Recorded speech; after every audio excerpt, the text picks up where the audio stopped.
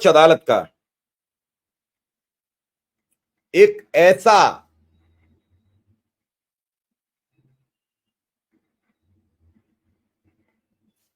सवाल सरकार के सामने आया है कि जिसे सुनकर सब हैरान हैं, सोच रहे हैं कि क्या सर्वोच्च अदालत केवल टिप्पणी करती रहेगी या कोई ऐसा आदेश देगी जिससे इन सरकारों को कुछ शर्म आए, कुछ लाज आए, कुछ लज्जा आए, या फिर ये सर्वोच्च अदालत टिप्पणी देकर लोगों की मानवीय संवेदनाएं जगाकर और खुद को अलग करती रहेगी।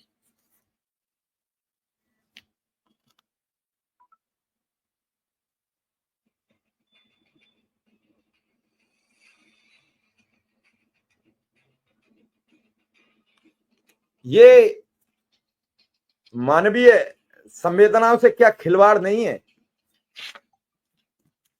मैं चर्चा आज इस पर भी करूंगा कि बेसिक शिक्षा मंत्री की मुख्यमंत्री जी से मुलाकात हुई है, लेकिन आज जो सुप्रीम कोर्ट की टिप्पणी थी उस पर मुझे चर्चा करना बहुत मुनासिब लगा कि इस पर बातचीत की जाए और लोगों से पूछा जाए, अधिकारियों से पूछा जाए कि आखिर क्या दिक्कत आ रही है आपको।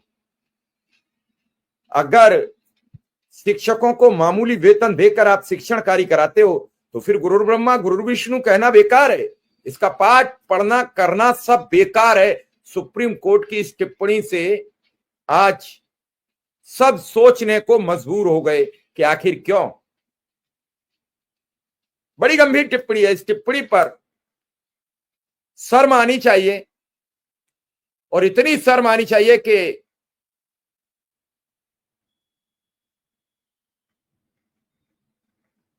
ये टिप्पणी सभी सरकारों के मुंह पे एक कालिक है, पोत दी आज सुप्रीम कोर्ट ने। बुरा लग जाए भला लग जाए, मैं तो बोलूंगा सच। सुप्रीम कोर्ट ने कहा है, वो पूरा पहले बात बता दूं।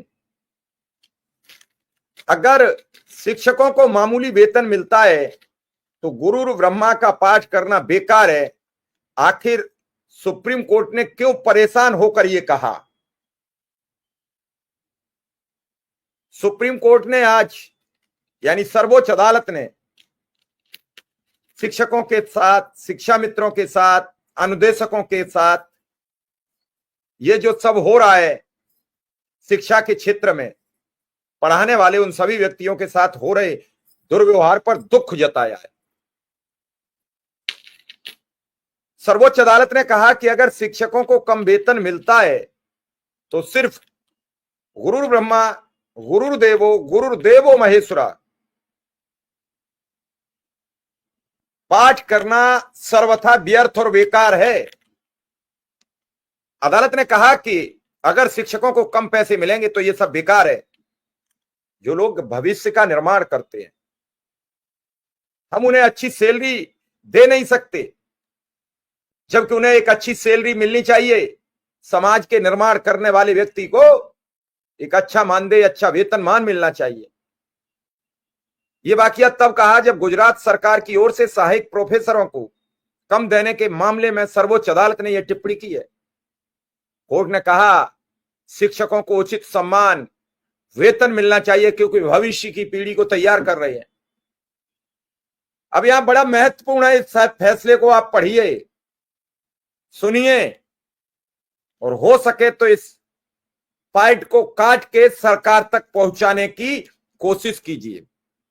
सर्वोच्च अदालत ने कहा है गुजरात सरकार को हाई कोर्ट के उस आदेश का पालन करने को जिसमें सहायक प्रोफेसरों को समान काम के लिए समान वेतन देने की बात कही है। गुजरात सरकार कॉन्ट्रैक्ट पर काम करने वाले असिस्टेंट प्रोफेसरों को सिर्फ 30,000 रुपये महीना दे रही है, जबकि वो एडहॉक रेगुलर एसोसिएट प्रोफेसरों के जैसा ही काम करते हैं। एडहॉक प्रोफेसरों को लगभग 1,20,000, रेगुलर प्रोफेसरों को 1,40,000 रुपया प्रति महीना मिलता है।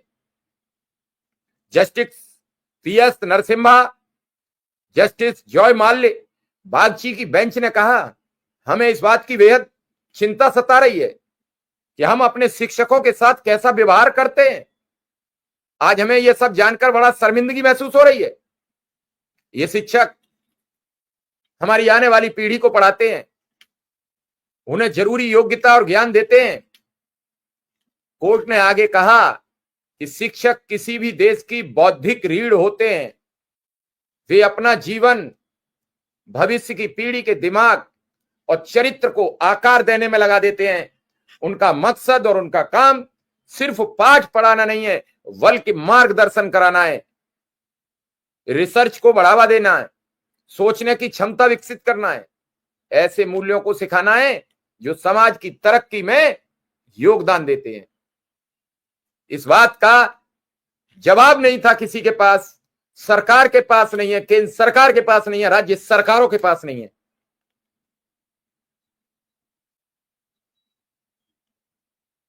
यह बड़ा शानदार आज का वीडियो है और प्रत्येक शिक्षा मित्र को